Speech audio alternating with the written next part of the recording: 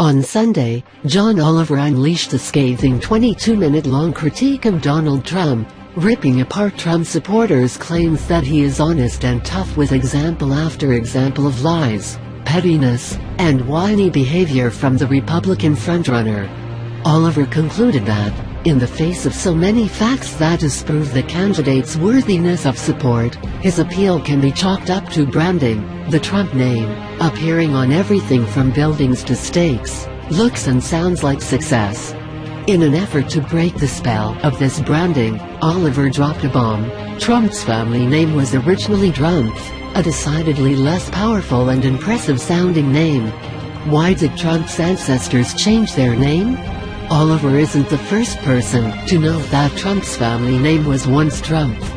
Journalist Gwenda Blair wrote a book entitled, The Trumps, 3 Generations That Built an Empire, in which she stated that the name change of the family of wine growers occurred during the 30 Years' War, 1618 to 1648, according to the Boston Globe.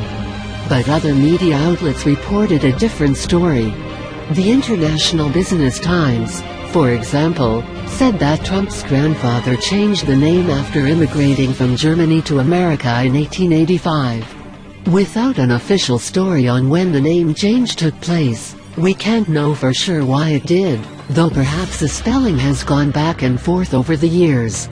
Donald Trump's grandfather Friedrich Drumpf did change his name to Frederick Trump after immigrating to America, and an easy assumption would be that he wanted to anglicize the name.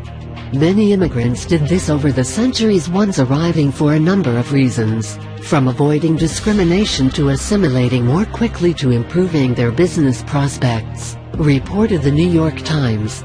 And Trump is a very good name for business, not just because it's easy to pronounce, but because of how it strikes the ear and certain connotations that come with it. Trump is firm. It's punchy. It sounds powerful, contrasted with Drumpf, which is more like the sound a wet whoopee cushion might make. It carries tones of strength and success. The Boston Globe noted that the word Trump is associated with the sound of a trumpet, and with cards that rank above all others in various card games. And Donald Trump's constant reference to his wealth and success certainly bolsters these associations. John Oliver, for his part, is hoping to break them by blowing up the Drumpf name. The Trump brand, with its bravado and its fearless say-anything quality, has cast a sort of spell over a significant portion of the American electorate. I get that the character of Donald Trump is entertaining and that he says things that people want to hear. And I know his name is powerful. The very name Trump is the cornerstone of his brand. If only there was a way to uncouple that magical word from the man he really is, said Oliver. And that's where Oliver's line of "Make Donald Drumpf again" swag, and his Chrome extension that changes Trump to Drumpf wherever it may appear on the interwebs, come in. Oliver explained. Drumpf is much more reflective of who he actually is.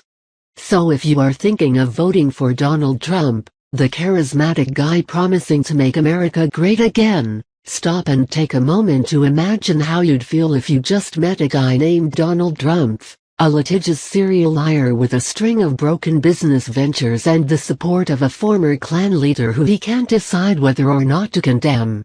Would you think he'd make a good president, or is the spell somewhat broken? Of course, it would be unfair to dislike a candidate because he had an unpleasant-sounding name. But perhaps it is equally insupportable to like a candidate for a name, not just the sound of it, but the associations of grandeur and success and toughness that are not firmly rooted in fact. In case a name has the power to break a spell, let's join Oliver in making Donald Drumpf again.